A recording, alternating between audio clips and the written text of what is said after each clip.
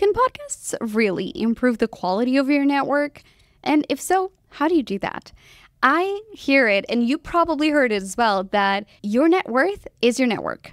And if you want to improve the quality of your network, whether that's your influence by proxy or to rub elbows with people who are truly influential, how do you measure what influential means? How do you measure the quality of those connections? And how do you figure out if having a podcast has done its thing and it's worthwhile? So let's dive into this week's episode of the podcast space. I'm Anna Xavier, and I'm here to help impact-driven business owners improve their online footprint, help them grow their podcast and their business at the same time. Let's dive right in. First off, let me just say, light has shifted a lot in my studio, so if I look like a ghost at some point, I'm sorry. Clearly, my camera is not adjusting fast enough. But let's start by talking quickly about the quality of the network.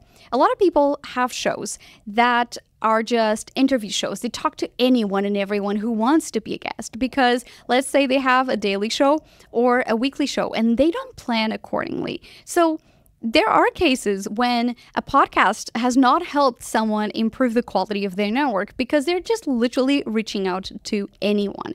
So the first step in order to measure the quality of your network, you have to be intentional about the quality of the people that you have on your show. Not only that, but the quality of the content that you're putting out. For someone who has done podcasting since 2008, I've been able to grow a lot of my influence through the quality of the content that I post. And so a lot of times people post all the time, but the quality of the content isn't great. So you need to post your best content in order to attract the best people. And in an example, if you're posting content that is not optimized for the platform, so let's say you're sharing something like on a horizontal format and that platform is optimized for a vertical content, it's not going to look great. So it's hard to improve the quality of the engagement that you get on a post and the quality of the network if you're sharing content like that, and then maybe someone who could be influential looks at your social media or looks at your website, looks at your podcast, and they go, well, I don't know if I want to be a part of this podcast. I don't know if I want to be part of the circle of influence of this person because they kind of don't care about what they do.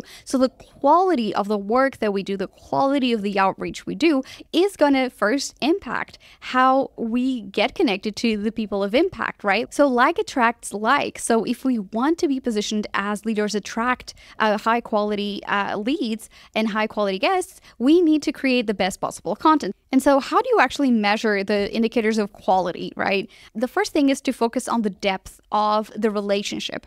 So for instance, is someone not on our radar at all? And so after having the podcast, did they become a frequent commenter of our show, or they actually did business with us? Someone who went from a stranger to a bestie, for instance, or someone who went from a stranger to a business partner or a stranger to a co-host, right? All of these things do matter. And so when we're looking at the quality of the engagement, are they just kind of sharing it or commenting like, yay? Or are they, when they're engaging with our content, crafting intentional comments? Are they sharing it with their audience and really revealing how we are bringing the expertise in? Fairly recently, someone in the industry that I really find very influential, they did give me a shout out and they said that the post was thoughtful and they recommended people to sign up to my newsletter. So that is a totally different way of promoting my work, right? And connecting her worth with my worth by saying, hey, I'm a peer and I believe this creator is worth it. That's a clear example of that. Another way to measure the quality of the relationships is to see, are people referring clients to you or other guests or people to follow your work or to do business with you? So it's a very obvious way to see how the quality is improving, right? For instance, a lot of people who, when I used to do production work, were like, oh my gosh, if you want a podcast, you should talk to Anna. And now that I do content strategy and that I do podcast marketing exclusively, not editing, not setting up podcasts, a lot of people still send people my way. And I'm like, I'm sorry, I don't do that. So the quality of that connection kind of weakened through time because the type of content that I share is more toward a podcast podcaster who already has a show, not so much someone who is just starting. So the quality, again, of that network, is it someone who is just sending you people who are just seeking for that freebie, or are they a highly qualified lead, right? Definitely something that you have to consider. Another element of how to measure the quality of these people in your life is when you're thinking about, your podcast, are they people who are actually sharing your work, or were they people who were in for that episode and never talked to you again, never shared anything, never maybe feature you or ask you if they could give you a shout out or make an introduction? The quality of this interaction does matter. And so when we're looking at the level of influence of this person, the level of expertise, their kind of authority in the industry, if there are people who are more relevant than you are, or maybe they have the same expertise as you, but they're just more visible, they know more people, that's going to be another key indicator to measure the growth of your network, right? If you are someone who is incredibly knowledgeable, and I have this with so many people in my network, they are so amazing at what they do, but they don't get visible. They don't talk about what they do. They don't connect to other people. So even though I may know as much as they do, or I may not know as much as they do, because I am more visible, I am considered more a figure of authority than they are, even though they may know more than I do, right? So when we're looking at people to interview on our show, for instance, let's look at people who already are relevant, who already are doing the thing, they're sharing what they know, or they're basically using their platform to amplify someone else's message. And then when we're looking at the trust and credibility, I have said to a lot of people, I didn't want them on the show. Some people will want to be a guest on your show, and they don't necessarily have the credibility or the expertise to come. They just want a platform to talk.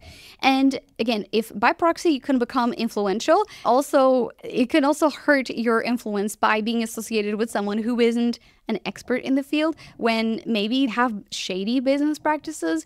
It's always good rule, just overall, to make sure that we're checking this person who wants to be a guest on our show, to check their social media, to check the values. Are they aligned? Because again, we attract and repel the people that we want to, our ideal listeners, right? And so if we start getting surrounded by people who are not connected to our values, that's going to have a negative impact in our brand. So we need to be mindful of that. And so last but not least, when we're looking at how to track this influence, the growth that we had since starting and being more intentional about the type of guests that we're having, the people that we're connecting with on social media, we're looking at, are we having growth in terms of the guest pitches, right? And I'm not talking about those random pitches that have nothing to do with what you do, they're just random people just on a platform. Are these people who are relevant, who are pitching themselves and say, hey, so-and-so told me that I should talk to you, right? Or I saw a post that you did. I had that actually happen. Someone pitched me guesting on their podcast because they heard me on another podcast. And that was so great. They said, I would love for you to talk to my audience about being a multilingual and being intentional about your content. I'm like, absolutely. It was aligned. So again, I got to meet another person who was incredibly connected because of that show that I was a guest on. And so again, it's just the ripple effect of the type of influence you want to have, the people that you want to hang out with, and the type of vision that you want your business, your life to have in 5, 10 to God knows, all your lifetime, right? And then another one is, are these people like really rooting for you? Are they willing to leave comments and share how amazing their experience was? A lot of people will go at the end of the episode and give like basically a shout out to the host and say, hey, my name is Anna. I was a guest on the whatever podcast. The guy is great, or the podcast is great for this reason. That's a type of social proof, which is amazing, to help people really understand that person values the host and values the content. If they go on social media and they share your podcast, like that's a way to tell that engagement with that person is improved. And so this is one, depends on the industry, but I've had the opportunity to judge a podcast award because I was nominated by someone else who already knew my work, right? And I've given that many times over by telling other peers, hey, there's this podcast opportunity, you should check it out, or there's these podcast awards you should apply for. Like, the way it's reciprocity, right? Like, you're paying it forward. But also, if you're someone who is receiving a lot of opportunities, is because your network is also seeing you worthy of these opportunities. So if they say, hey, we should do a panel together, or hey, I have this opportunity to host this event, I would love for you to be a speaker, stuff like this really shows that the people that you're surrounding yourself really value your expertise, and they're people who are influential if they give you opportunities back. I know that not every industry is like this. Podcasting is, but it's also about again, there will be people who are super cages, who are super living in like a scarcity mindset. And there'll be people who are saying, yeah, let me help you. Let me put you in touch with someone, right? Like, maybe it's looking at the quality of your work and say, if I just put a word, or if I just introduce you to this person via email, you're going to get to your goals faster. So one of the things that I've been doing is I've been connecting a lot of people in the podcast industry by email. It's one thing to say, talk to this person, and to draft a personal email that says, hey, here's so-and-so, this is what they do, they're amazing. You know, when you include personal recommendations, and then you do that for both people, versus just saying, hey, so-and-so, talk to them, right? Like, it's definitely showing how relevant you think they are, how you're putting them as a peer. So if you want to increase the quality of your network, it starts by really paying attention to who you're selecting and who you're surrounding yourself with. So stop accepting low quality pitches, stop accepting all the people that you already know. Really start thinking about, how can you bring high quality people to your life? What is the quality of the interactions that you're having with them? How are they recommending your work or not? Can you ask for it? Can you be more proactive about doing that for them as well?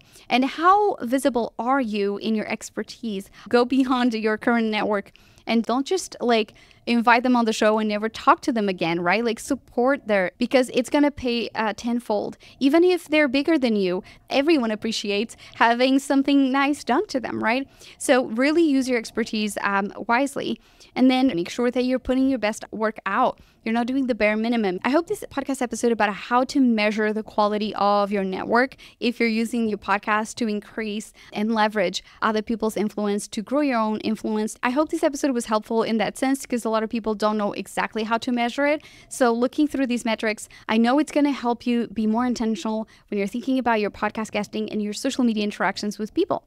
So if you're looking to further expand your influence online and you want to use your podcast as a tool to do that, you can always book a call with me. It's a free discovery call at thepodcastbase.com/grow. And we can talk about your strengths and your weaknesses on the show, and how we can help you grow your influence by the end of the year, but within 2 years, however your period is, what is the best strategy to make that happen? I've been Anna Xavier, and as always, I invite you to create imperfect content that moves you forward. I'll see you in the next episode.